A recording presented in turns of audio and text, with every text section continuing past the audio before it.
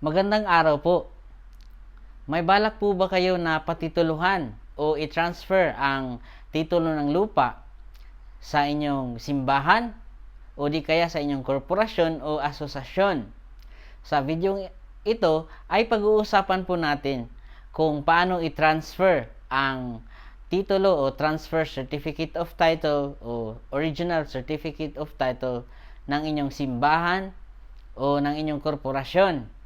Kapag ang isang uri ng ari-arian o property ay pag-aari ng simbahan o ng korporasyon, mas komplikado po dahil may kinakailangan na mga corporate requirements para sa pagpapatransfer ng pagpapatitulo o pagtransfer ng titulo ng lupa.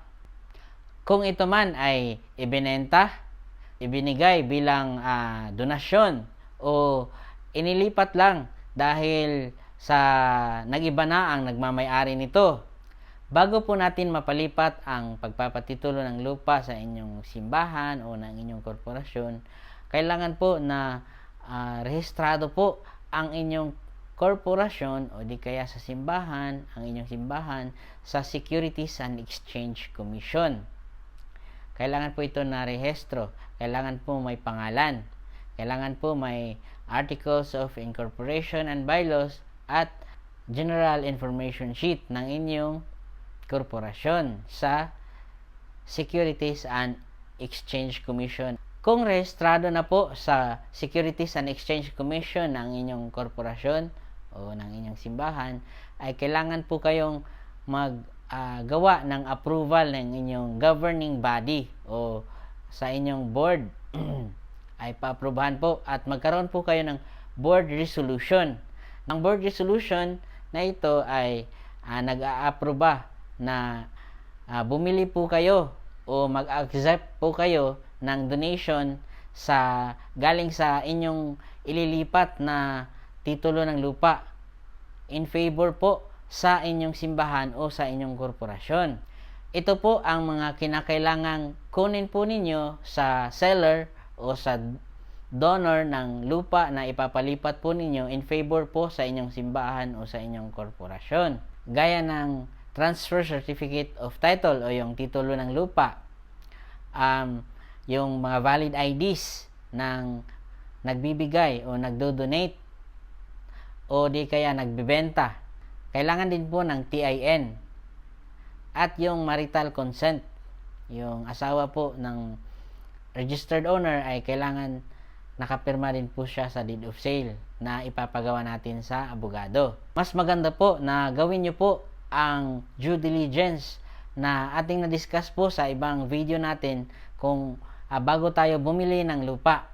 Pagkatapos po ninyong gumawa ng board resolution, ay magpagawa po tayo ng deed of sale sa abogado o sa notary public. Doon po sa abogado ay dalhin nyo po ang kopya ng titulo ng lupa at yung bayad po kung ito po ay ibinenta po sa inyong korporasyon o sa inyong simbahan. O di kaya ay magpagawa kayo ng deed of donation o deed of conveyance. Kung donation naman po, kailangan nyo magpagawa ng no prior donation, affidavit of no prior donation sa abogado. Ang susunod na hakbang ay kailangan po tayo pumunta sa BIR. Ito po ang mga kinakailangang requirements sa BIR. Sa BIR ay magbabayad po tayo ng capital gains tax at documentary stamp tax. Kung donation naman po, kailangan po nating magbayad ng donor's tax. Pagkatapos po nating magbayad ng capital gains tax o donor's tax dun po sa authorized agent bank ng BIR, ay ibabalik po natin lahat ng dokumento sa BIR at makakuha po tayo ng Certificate Authorizing Registration o BIR e-car. Pag nakuha na po natin ang ating BIR e-car sa BIR, ay pumunta po tayo sa munisipyo o sa City Hall at magbayad po tayo ng transfer tax. Kumuha din po tayo ng tax declaration at realty tax clearance. Ang susunod na hakbang ay pumunta po tayo sa Registry of Deeds. Kailangan pong dalhin at isubmit sa Registry of Deeds ang mga dokumentong ito para mai-transfer at maproseso ng Registry of Deeds ang pagpapatitulo ng Transfer Certificate of Title at mailipat ang pangalan sa ating korporasyon o sa inyong simbahan ang pagmamay-ari. Pagkatapos nyo pong mai-submit ang mga dokumentong ito, ay kailangan po nating magbayad ng mga kaukulang bayarin sa pagpaparehistro ng ating transaksyon sa Registry of Deeds. Pagkatapos niyo pong magbayad ay ipoproseso po ng Registry of Deeds at bibigyan po kayo ng schedule kung kailan po kayo babalik para makuha ang ating bagong Transfer Certificate of Title na nakapangalan na po sa simbahan o sa inyong korporasyon. Pagkatapos niyo pong makuha ang inyong titulo ng lupa o Transfer Certificate of Title na galing sa Registry of Deeds, ay kumuha po kayo ng certified true copy ng inyong bagong titulo at ipapakita nyo po o isasubmit nyo po ito sa municipal o city assessor's office upang mailipat ang pangalan ng tax declaration sa inyong korporasyon o sa inyong simbahan. Paalala po sa inyong pagpoproseso ng inyong pagpapatitulo ng lupa. Kailangan nyo pong sumangguni sa abogado o sa registered real estate agent. At kung meron po kayong mapagkakatiwalaang tao, kung ayaw nyo po na pa-process ng ibang tao na magbabayad ng package, kung meron po kayong kakilalang tao sa inyong korporasyon o sa inyong simbahan, ay maaari po siya na lang po ang magpaproseso o maglalakad sa inyong pagpapatitulo ng lupa. Kailangan nyo pong gawan po siya ng special power of attorney o ng board resolution na siya po ang authorized representative ninyo sa inyong korporasyon upang maglakad ng inyong pagpapatitulo ng lupa. Mas mabuti po na i-register nyo po talaga sa Securities and Exchange Commission ang pangalan ng inyong simbahan o ng inyong corporation para hindi nyo po for example, may isang pastor po na ipinangalan sa kanyang pangalan ang simbahan, ang titulo ng lupa, pero namatay yung pastor at yung mga anak niya po ay ayaw pumirma sa pagpapalipat ng titulo ng lupa, kaya ang simbahan ngayon ay ipina-vacate ng mga heirs ng pastor.